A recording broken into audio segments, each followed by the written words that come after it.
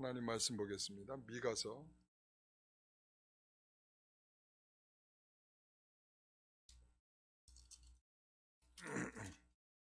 5장 2절에서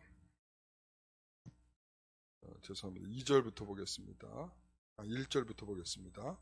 1절에서 9절까지.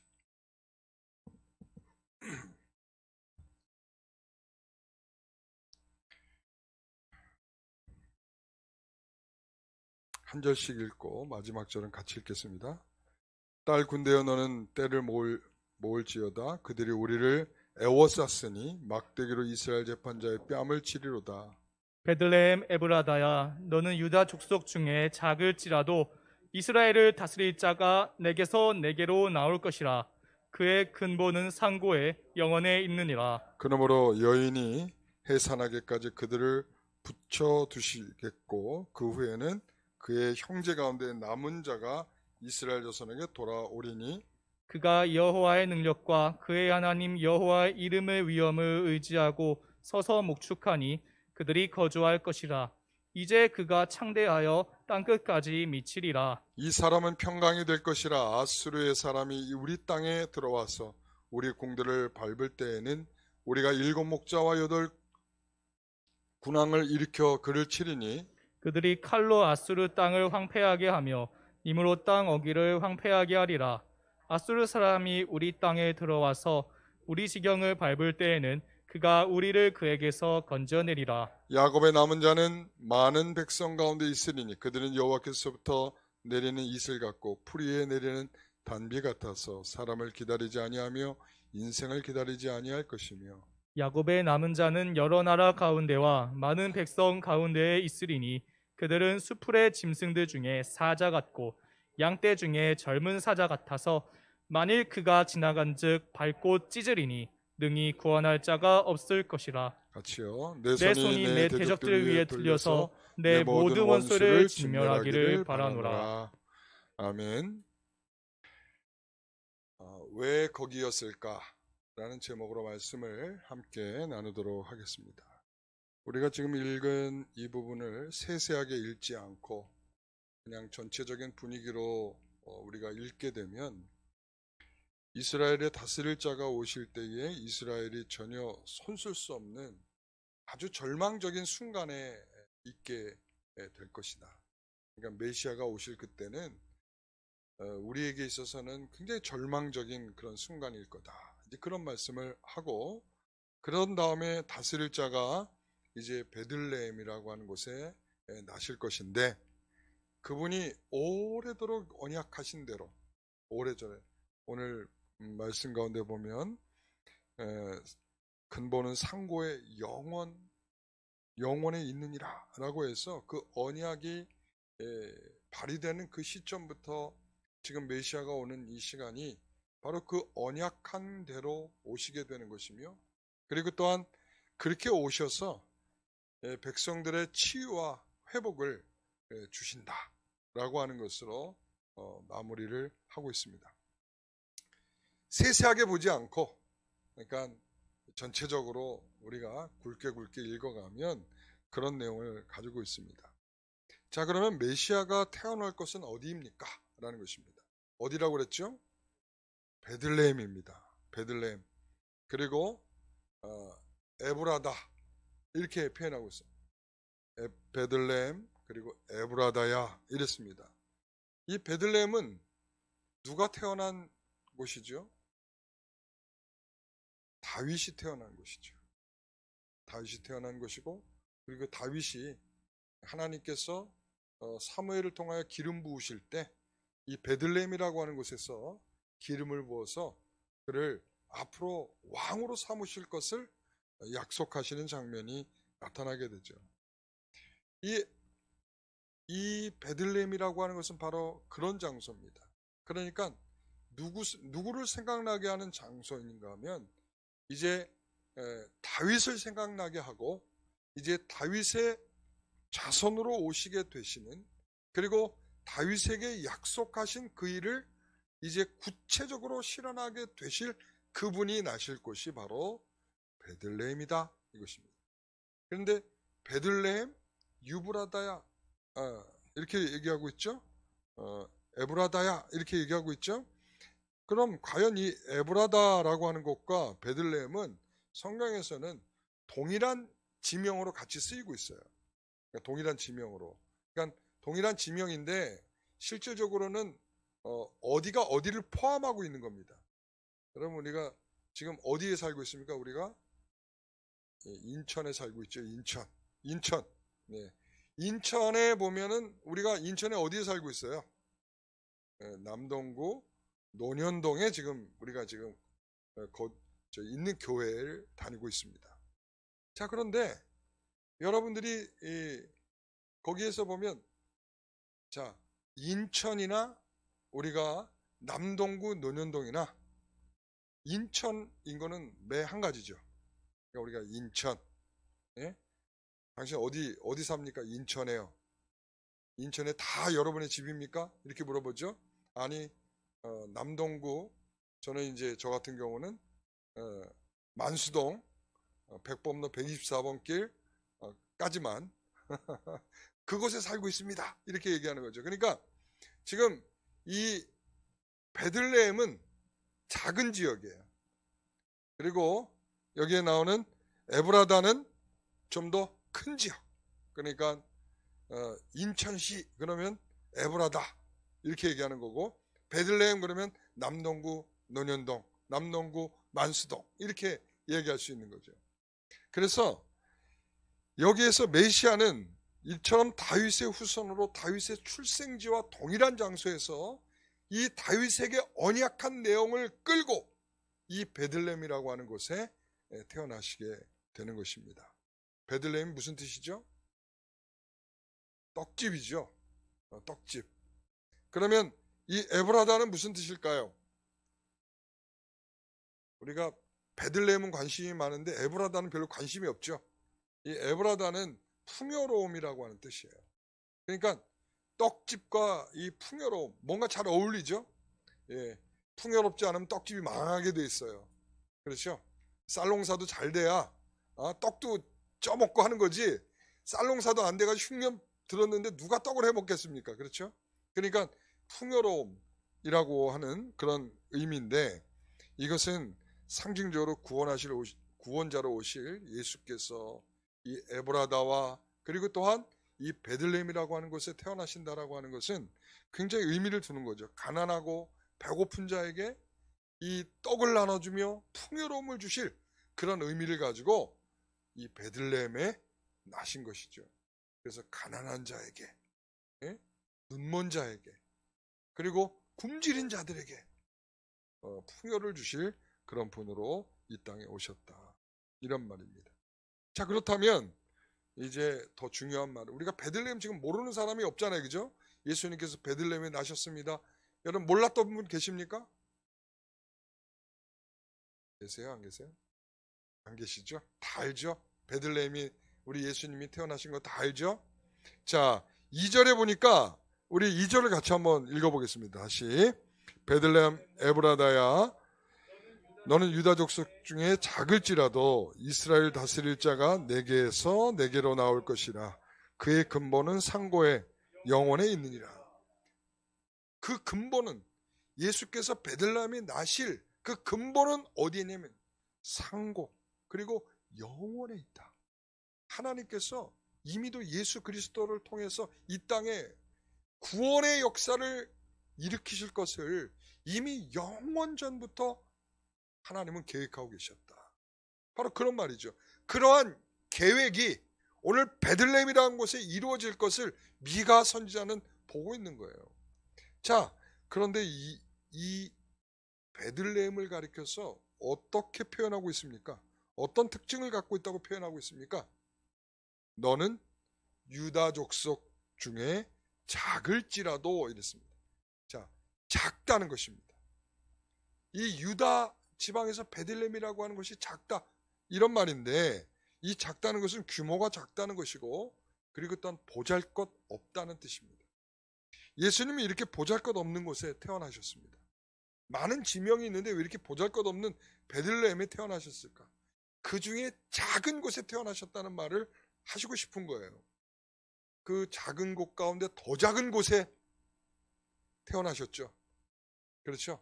그러니까 예수님은 그 작은 곳 가운데서 더 작은 곳에서 태어나셔서 그리고는 구유에 누워 계셨습니다.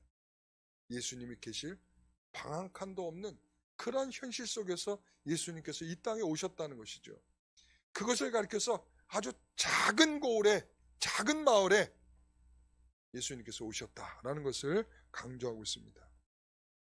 작을지라도는 우리에게 매우 큰 은혜를 가지고 있는 것입니다. 그렇게 보잘것없는 곳에서 누가 태어나셨다고요?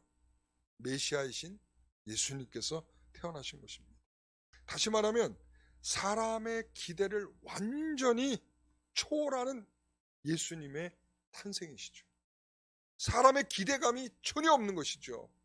여러분, 사람이 이런 기대를 했겠습니까? 메시아가 오신다면 이렇게 가장 작은 마을에, 가장 보잘것없는 곳에, 그리고 가장 천한 것 같은 그런 분위기에 예수님께서 태어나셔서 누워 계시다. 그럼 누가 이걸 상상했겠습니까? 이 단어가 구역에 사용될 때는 어린 혹은 젊은이라고 하는 뜻으로 사용됩니다. 어리고 젊다. 어리고 젊다라고 하는 것은 그들이 이 유대 사람들의 전승 속에서 보면 이런 거예요. 동생, 어리다라고 하는 것은 죄송합니다. 힘없는 자라는 것이고, 그리고 이 힘없는 자가 형을 어떻게 합니까? 이깁니까? 집니까? 동생이 형에게 져요? 이기잖아요. 이기잖아.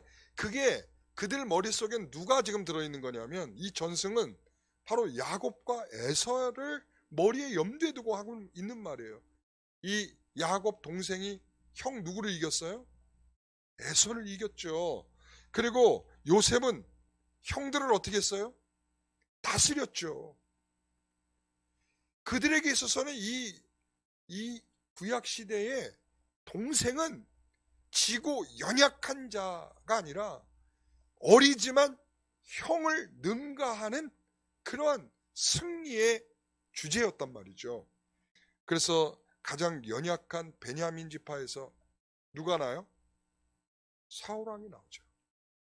그리고 형제들 사이에 끼지도 못한 다윗이, 그렇죠, 말제 다윗이 왕으로 세움을 받아요. 그러니까 구약 성도들의 머릿속에 있어서는 연약하고 약하고 어린 동생이 형을 뭐한다? 이긴다 라고 하는 그런 생각을 갖고 있어요. 그러니까 이 미가 선지자는 이 가장 작다라고 하는 이 작은이라고 하는 것은 뭐냐면 무엇을 염두에 두고 있는 것입니까? 이 작고 보잘것없고 아무것도 아니고 라고 하는 그것이 하나님의 놀라운 승리가 준비되어 있다라고 하는 것을 바로 구약의 독자들은 이것을 읽으면서 상상하게 되는 거죠. 하나님 우리에게 약속하셨어. 우린 보잘것없잖아. 우리가 가나안에 입성할 때 한번 생각을 해봐. 가나안에 입성할 때 이미 다 이 가나안을 자신의 지역으로 삼은 나라들이 다 굳건하게 있었음에도 불구하고 가장 후발주자였던 이 이스라엘이 그곳에 가서 모든 나라들을 다 흩어버리고 그 나라를 점령했던 하나님의 놀라운 은혜처럼 보잘것없고 작고 모자라고 가장 시대가 뒤처져 있는 것 같은 그러한 이 모습 속에서 하나님의 강력한 승리가 나타나게 될 것을 그들에게 메시지로 좀 주고 있는 거예요. 베들레헴 그리고 에브라다야, 너희가 유다 중에 작을지라도 그곳에서 하나님이 약속하신 메시아가 태어나시게 된다라는 사실이죠. 이것은 하나님이 영원전부터 너희들에게 약속한 그 일이 바로 베들레헴이라고 하는 그곳에서 나타나게 된다라고 말을 하는 거예요. 우리 구세주는 우리에게 그런 원리를 적용하고 계시는 것입니다. 사회 속에서 기독교인은 어떻게 보면 연약하고 편협하고 고집스럽고 분리주의자처럼 조금 모자라 보일 수 있습니다. 그런데 우리가 기독교인들은 목소리를 내고 구호를 외치면서 싸움으로 대처하는 방식으로 우리에게 요구하고 있지 않다는 것입니다. 불합리한 그 속에서 우리에게 요구하는 것은 뭐냐면 기도하라 이것입니다. 세상은 강하게 우리를 에워싼다 할지라도 우리에게 요구하시는 것은 기도하라. 연약한 우리에게 승리를 준비하시는 하나님의 우리를 향한 준비는 바로 그런 것입니다. 그 약함에서 역사하시는 하나님을 바라볼 수 있게 되시기를 간절히 소원합니다. 여러분 그렇습니다. 동방박사는 베들레헴까지 얼마의 시간을 걸어서 왔는지 잘 모릅니다. 학자들의 견해들은 한 1년쯤 왔다 이렇게 얘기하는 학자들도 있고, 제가 이제 내일 동방박사 얘기를 할 것이기 때문에 이제 오늘은 그냥 맛만 잠깐 보여드린다면, 이 동방박사들이 왔어요. 뭘 보고 왔어요? 별 보고 왔어요. 별 볼 일 없이. 그렇죠? 그들이 도착했지만 여러분 그들은 별을 보고 별을 연구하다. 우리가 주일학교 애들한테 가르칠 때 뭐라고, 동방박사는 별을 보고 왔어. 별을 연구하다가 그래서 그 별이 인도해준 대로 왔어. 여러분 이거 다 틀린 거예요. 주일학교 잘못 가르치고 있던 거예요. 여태까지. 별을 보고 별을 연구하다가 별을 보고 거기까지 왔다. 이거 잘못된 거죠. 뭐가 잘못된 건지 아세요? 하나님 우리에게 주시는 계시는 두 가지가 있는데 일반 계시가 있고 특별 계시가 있어요. 그러니까 일반 계시는 자연 만물을 통해서 우리에게 하나님 주시는 계시예요. 딱 별을 보면 그 별이 하나님 살아계셔 라고 가르쳐 주는 거죠. 그런데 이 일반 계시를 통해서는 우리가 하나님을 알 만한 것을 알 수가 없는 거예요. 그러니까 특별 계시가 임하지 않고선 별만 보고는 알 수가 없는 거예요. 이게 성경이 우리에게 가르쳐주고 있는 거예요. 왜? 만물을 봐도 우리가 만물을 통해서 하나님을 발견할 도리가 없는 거야. 그렇다면 여러분 지금까지 우리가 이 교리적으로 문제가 아니라 우리가 정말 우리가 있잖아요. 우리의 실력으로도 구원을 받을 수 있다는 얘기와 같은 거예요. 무슨 말인지 아시죠? 별을 보고 연구하다가 예수님까지 이게 아니라 분명한 것은 저는 여기 나오진 않지만 분명하게 하나님께서 그들에게 계시를 해줬다. 왜? 별 보고 가면, 별을 따라가면 누가 있다? 진정한 왕이 있다. 여러분 그게 무슨 뜻이냐면 이런 거예요.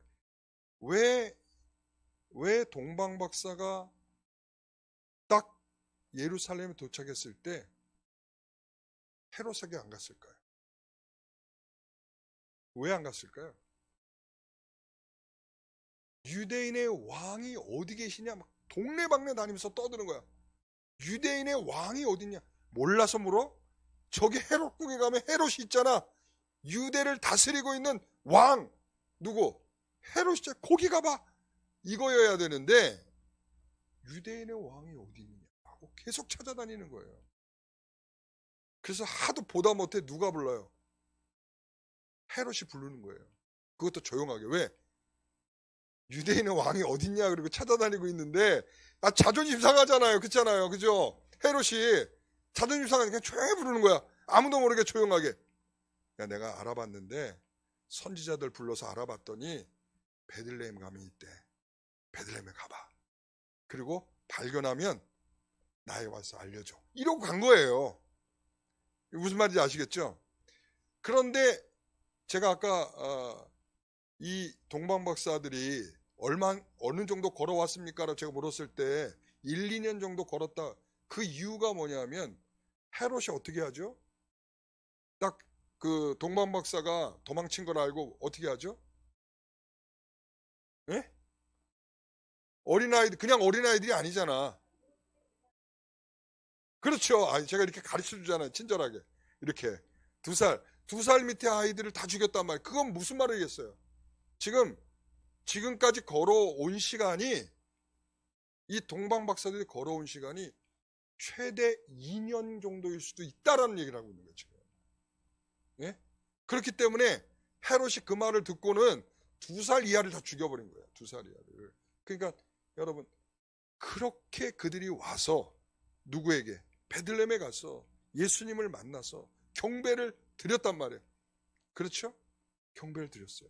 그러니까 여러분, 이 동방박사는 그렇게 많은 시간을 지나 예루살렘에 왔고, 그리고 또한 유대인의 왕을 찾아서 그렇게 헤매고 결국은 만났단 말이죠. 그리고 여기에서 친정한 이 왕이신 예수님께 경배를 드렸단 말이죠. 어디에 와서? 이 베들레헴에 와서. 여러분, 우리가 경배하러 온 사람은 딱 2부류가 있었잖아요. 동방박사와 그리고 또 목자들. 동방박사들과 목자들 외에는 안 왔단 말이죠. 그러니까 이처럼 하나님께서 어마어마한 역사를 보여주고 계시는데 이게 함정인 거예요. 헤롯과 같은 왕궁에서 근사하게 탄생하신 예수님이시라면 누구나 와서 이분이 왕이군요. 다 경배를 할 텐데 가장 작은, 가장 모자란, 가장 부족한 이건 아닐 거야 하는 그 자리에 예수님께서 오시다 보니까 여기에 마찬가지로 정말 경배하지 않을 만한 사람들이 와서 동방박사, 목자들, 이 사람들은 한마디로 말하면 예수님을, 메시아를 만날 수 없는 사람들만 그 자리에 와서 경배하고 있더란 말이죠. 그러니까 이 가장 작은이 함정인 거예요. 가장 작은이 우리에게 주는 엄청난 은혜인데 너와 같이 부족한 자들을 일으켜 세우시기 위한 하나님의 강력한 이 세계에 나타내신 은혜인데 우리는 그걸 뒤집어 보고 있다는 거예요. 그러니까 이 가장 작다라고 하는 것에 우리는 굉장한 은혜가 있는 줄 알고 나와 같은 자를 부르신 하나님 앞에 우리가 자꾸 근사하고 멋지고 막 성공하고 막 금유환영하고 여러분 이런 걸 꿈꾸기 전에 나와 같이 이렇게 모자라고 작은 자를 하나님께서 구원하셨다는 것에 감사하며 사시는 것이 여러분에게 이 성탄을 맞이하는 가장 적합한 감사가 아니겠는가? 저는 이렇게 믿습니다. 이 성탄을 통해서 내가 이렇게 받은 은혜가 많아요. 내가 가진 게 많아요. 이런 걸 많이 받았어요. 우리 가정 성공했어요. 축복받았어요. 여러분, 이게 성탄과 어울리지가 않는다는 말이에요. 이거를 생각하는 사람들이 가장 작고 부위에 누이시고 이런 의미를 잘 헤아리지 않는단 말이죠.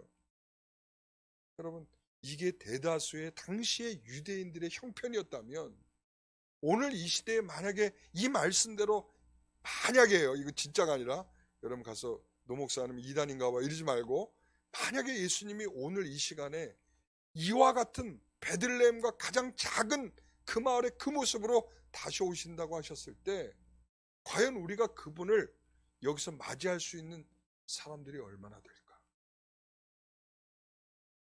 이 신비를 이해하고 이 초월적 은혜를 이해하고 하나님이 우리에게 베푸시는 진정한 가치를 이해하고 그분을 맞이할 사람들이 얼마나 될까? 저는 이게 이제 우리가 가진 숙제라 이렇게 생각을 합니다. 여러분 성탄 참 복작복작 이 여러분 백화점 같이 그런 교회를 저는 안 만들었으면 좋겠어요. 우리는 조용하고 쓸쓸하고 부족해도 우리 가운데 주시는 그 큰 은혜들을 우리가 각자의 자리에서 좀 더 깊이 묵상할 수 있는 저와 여러분 되시기를 간절히 바랍니다.